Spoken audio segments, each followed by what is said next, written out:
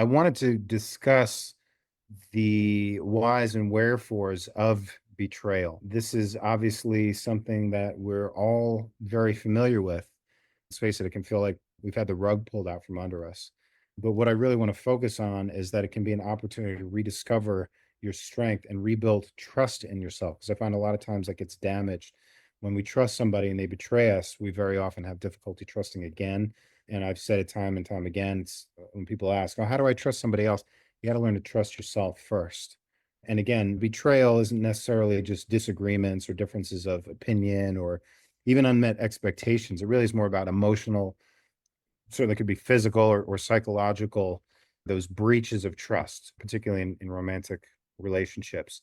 A lot of times, especially when some of the stories of what y'all have gone through, can you be experiencing shock, anger, sadness, confusion? Again, I thought this was the thing, and now everything's upside down. But I want you, as I kind of review this, I want you to bear in mind, and this is really important, especially when it comes to processing these emotions that come up. The betrayal says more about them than you. Okay. And I know very often we're inclined to ask, was this my fault? If any of you have felt or experienced that, I want you to just keep that in mind that it's not you, it's not your fault. I don't even care what the nature of the back and forth interactions have been. And people will make excuses and say, "Oh, I cheated because you did this," but it's bullshit. So it really is more about them. So I just want to help give you maybe some clarity. Again, some validation because this is something that we very often take on our own shoulders, but also some maybe new distinctions and actual actions to process some of the emotions and grow stronger.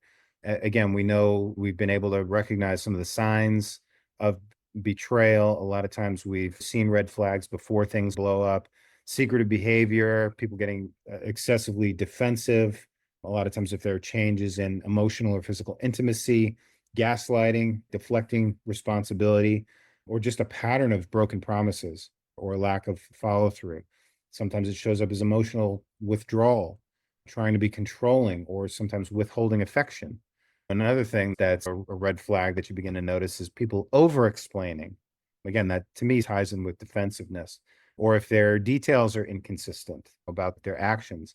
Another thing to consider, though, is that it's not just about recognizing red flags in other people, it's about recognizing red flags in yourself. Right? Have you ever ignored your intuition or your gut feelings?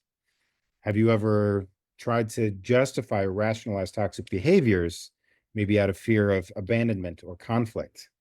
That's a nefarious one. Or repeatedly compromising your own needs to maintain the relationship. Right. So these are things to keep your eyes peeled for in your own behaviors. And again, normal conflicts, healthy disagreements or misunderstandings are a different thing. All right. When we're talking about betrayal, it really is that breach of trust. If they're consistently dishonest, or frankly, if they intentionally harm you, again, we can experience shock, denial. I know some of you are struggling with that. I won't name names, anger, and of course, grief. Right. When we had these expectations, we've invested so much emotionally into a relationship and we get betrayed. Grief is a big part of this sort of emotional roller coaster. And again, I want you to understand your pain is real, it's valid. It's not overreacting to feel devastated by this. And I know a lot of you have felt or are feeling devastated by the betrayals. Some beliefs that might come up that I encourage you to challenge could be, for example, it's my fault they betrayed me. Steph has talked about her story. If I had been better, if I had done more, they wouldn't have hurt me. Or another one we see all the time, I'm never going to trust anyone again. That's building a stone wall around your heart. It's not helpful. Now, again, what we want to be able to do here, and I talk about this theme a lot, is shifting the pain to power, right? Shifting from pain to personal growth. You all know I preach to the end about Psyche, the high speed mindset change. The subconscious beliefs are related to the stories we tell ourselves. So we want to identify those limiting beliefs and turn them into empowering ones. When we've been betrayed, sometimes we feel like I'm not enough. That's a belief. Even if you can't articulate it, you can see through your habits of feeling, the habits that the direction your thoughts tend to go in. We can identify that this is a limiting belief. It generally crops up more than once, but we can shift that limiting belief from I'm not enough to an empowering belief.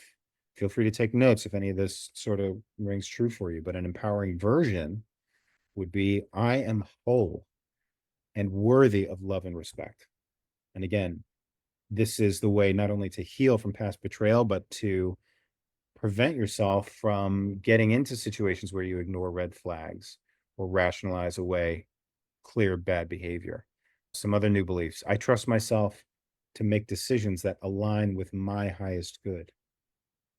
Another one I came up with is, I release the pain of betrayal and embrace my inner strength. And very often we feel trapped and kneecapped by this betrayal, but we can shift to a belief such as, I am free to create healthy, loving relationships. There's a version of you for whom that statement is true. How would they feel? Would they feel burdened by the past? Not likely. All right. I also wanted to share some journaling prompts. If you want to dig into these feelings, start to unpack this stuff.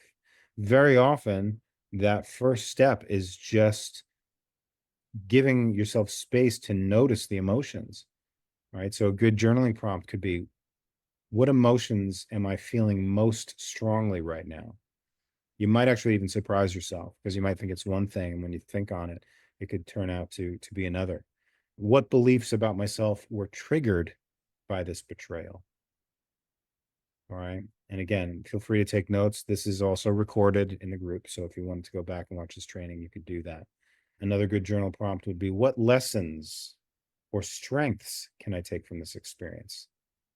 Now, the answers to these questions, these journal prompts, are not necessarily going to be easy, but I encourage you to give yourself space, give yourself time to give these some thought, and give yourself space to let the answers bubble up to the surface. It's not necessarily entirely a conscious mind exercise where you use reason and logic to figure things out.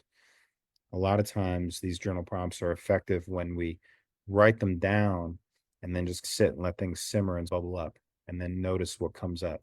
Very often, what's brought into the light of our conscious awareness is exactly what our superconscious mind knows is most valuable to take a look at. And again, I'm going to remind you, sit with your emotions without judgment. It's very tempting to want to rationalize and justify or criticize or punish ourselves. Okay. Especially when we've done so good with so many other things in our lives. There's no place for it. It's not helpful. So again, sit with the emotions, let them come up without judgment or criticism. As far as some additional techniques you can use, particularly when you're feeling the grind, the twisting knife of these painful emotions, simple things, right? Deep breathing, again, mindfulness, even the journal prompts. That's a great way to become more present moment aware, not focused like you're on this task necessarily, but just aware of what comes up.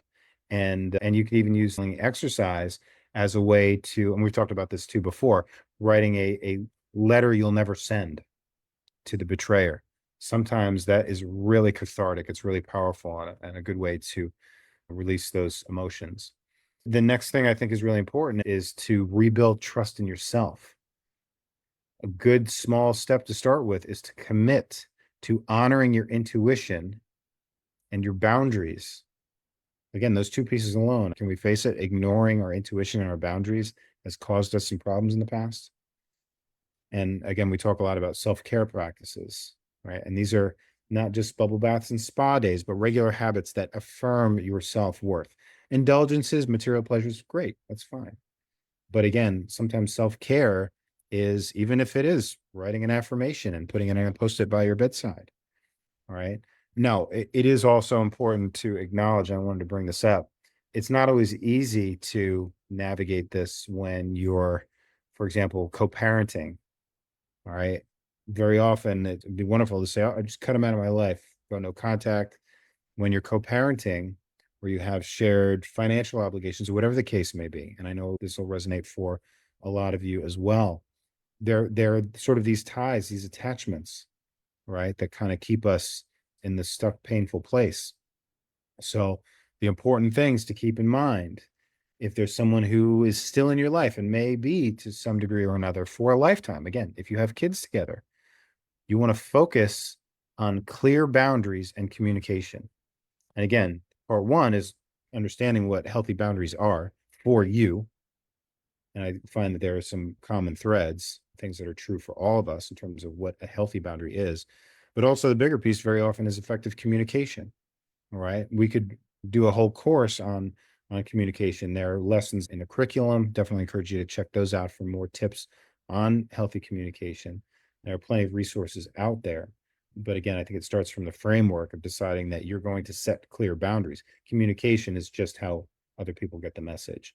Again, in terms of detaching yourself from these painful emotions, and this isn't compartmentalizing, okay, but it is detaching, because it's our attachments that make us suffer, right? Again, you can journal about your goals for co-parenting interactions. The best way to predict the future is to create it. And sometimes journaling to get a game plan, preparing yourself for how you'll deal with things, can really free up so much emotional energy. You'll be less stressed and anxious when you do have to see that person. And also, as tempting as it is to make it about you, to make it about them, when we're talking about the kids, it's really important. And I don't think I need to say this, but it's really important to reframe these interactions to focus on the child's being. Um, you may never find peace and reconciliation with your betrayer. But when there are kids involved, it really is not only the best for the kids, but best for you as well, to focus on their well being. It's really a shame that very often kids get used as pawns to get back at the other person. And it's hard enough for them. Very often they get swept up in things. Some of you have kids who have struggled and have or currently are dealing with some real challenges and difficulties, perhaps due to being kids in today's world, perhaps partly due to the struggles and challenges that they witness you facing. But again, when it comes to dealing with a co-parent, the person who's betrayed you, it's really helpful to make sure you keep it focused on what's best for the kids, because reason, that's the only reason that you should need any interaction with them. Can we agree on that? It's not, there's no Cracker Jack prize, the bottom of that box of shit. Okay. It's just not there. On the other side of this is betrayal can teach us a lot of things, and it can actually strengthen our future relationships, right? When you start to understand what the red flags are, you can also start to look at what the green flags are in relationships. Honesty, accountability, right? Emotional openness, not being shut down, not being manipulative. And obviously, as time goes on, it's really going to underscore the importance of discernment, right? Especially when it comes to conflict, because even in healthy relationships, there's conflict, but you want to be able to discern between healthy conflict and red flags. Ultimately, and this is a common theme too, and what I talk about, this is about imagining your healed self. You can't create something new just by rearranging the old. This is not about fixing the old. Okay. Because generally it's not going to happen, especially when it really was meant to be a lesson, not a life sentence. Okay. So I want you to consider flexing your imaginative muscles. Imagine yourself as confident, self assured, and emotionally resilient, that emotional self reliance. And when it comes to imagination, again, visually, auditorily, kinesthetically, right? What do you see from a third person view? How do you see yourself? What's your posture like? What's your countenance like, right? What do you hear? What are the stories, that self talk that you tell yourself? And how do you feel? So imagine that. And yes, imagination doesn't require that you've had any real life experience or basis for comparison. Okay. Imagination is the link to your soul, and it's not just wishful thinking. This is how you begin to manifest from the field of infinite possibilities. So you can really start to visualize that, and then visualize yourself stepping into the version of yourself who's moved beyond this betrayal. And again, we can accelerate this process with Psych K. Goal statements like, I am whole, confident, and trust myself fully in all my relationships. Something like that. When you craft a goal statement according to the criteria for Psych K, there's really no ifs, ands, or buts about it. The criteria are there to guide you to a new program that is complete within itself. There's no bugs in this program. Again, as long as it meets the criteria, particularly number 5, which is it should be emotionally meaningful to you, you're going to be in great shape. Um, Despite betrayal, you could decide that a more helpful belief would be something like, I am free to create a life filled with love, peace, and joy. Doesn't mean it's going to fall in your lap, but so far as you feel bound to the past pain, bound to resentment, again, the betrayal was real, but you don't have to keep drinking that poison. You can become free to create a life on your own terms. And like I've said to some of you very recently, it really does start with wanting more for yourself. Okay. You don't even have to know how it's going to happen or even necessarily believe you deserve it, but ask. And again, I believe that we were not put here to suffer endlessly. We were put here to experience pain, but specifically because it's an opportunity for us to evolve and grow. And the bigger implication is that, and many of you can attest to this. I know Kristen definitely can. When you begin to make these shifts, you heal yourself, and then directly or indirectly, you can heal the other people in your life. At the very least, you can serve as an example of what's possible. And by your embracing your ability and your responsibility to participate in your own healing, you can give other people permission to do the same. And again, it's no surprise to me that so many of our inner circle graduates go on to pursue their dreams of helping others in some way, even just by sharing their story. And I'll close with the idea that your story matters. And sometimes you're reading a really good story. Sometimes the main character goes through some shit. Don't rip those pages out. Turn them. Turn the page. That's all. That's all. Okay. And you can write the new chapters. Who knows? Maybe when we die, our life story will go into the Akashic records, the great library, and maybe some little soul someday will want to say, "Oh, this one looks interesting. Let me try this." And they'll come through and they'll have an experience and be able to benefit from the energetic path that you've cut before them, that spiritual path. Who knows? I could be wrong, but again, beliefs aren't necessarily, it's not about whether they're right or wrong. It's whether or not they're helpful. And again, I like to share what's been helpful for me.